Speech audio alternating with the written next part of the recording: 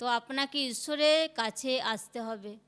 কোনো ব্যক্তি যদি ঈশ্বরের কাছে না আসে, ঈশ্বরের উপস্থিতিতে জীবন না কাটায়, তো শয়তান সে ব্যক্তির জীবনে বড় অ্যাটাককে আনতে পারে। হালেলুয়া।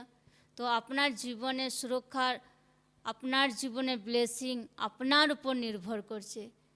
তো এত বাক্যকে শোনার পর লোকরা যদি প্রার্থনা না করে, লোকরা যদি বাইবেল না পড়ে, তো সে ব্যক্তির কমজোরিতা আছে। হালেলুয়া। আপনাকে আপনার জীবনে কি পেলাম না সেগুলো ভাবলে আপনার হবে না। কারণ আপনি যদি এইগুলো অঙ্ক কষতেই থাকেন যে কি পেলাম না, তো সারা জীবন সে অঙ্ক আপনি মেলাতে পারবেন না। ব্যাস আপনার এটাই আপনাকে ঈশ্বরের প্রতি বিশ্বাস, দায়িত্ব, একটা বোঝ, আশা, ভরসা, ধৈর্য রাখতে হবে যে কি পেলাম না সেটা বড় ব্যাপার নয়। জীবিত ঈশ্বরকে জানি, জীবিত ঈশ্বরের রিয়েল এই দুনিয়ার স্বর্গের মালিক আছে, জীবিত ঈশ্বরের বাক্যকে আমার ফলো করার আছে। হালেলুয়া। যখন কোনো ব্যক্তি এরকম ভাবে যে কি পেলাম না, সে কোনো কিছু ভাবে না, সে ব্যক্তির জীবনে ইচ্ছা কি ঈশ্বর পুরা করে।